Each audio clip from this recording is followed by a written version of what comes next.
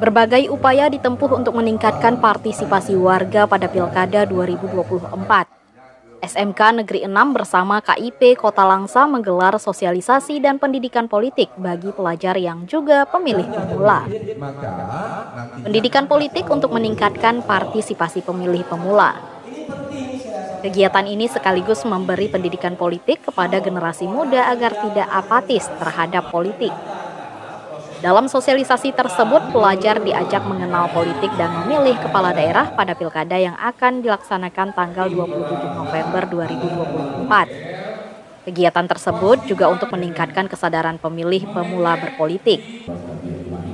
Tujuan daripada sosialisasi dan pendidikan pemilih ini sendiri adalah yaitu meningkatkan partisipasi masyarakat. Mereka sadar akan hak dalam menggunakan hak pilihnya di hari pemungutan suara Pilkada Aceh 2024. SMK Negeri 6 Kota Langsa menyambut baik sosialisasi politik pada Pilkada agar para pelajar lebih aktif dalam mencermati dinamika bangsa.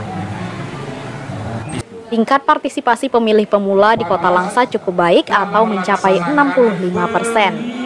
Namun, KIP Aceh meminta tingkat partisipasi pada Pilkada 2024 lebih meningkat. Laporkan dari Kota Langsa.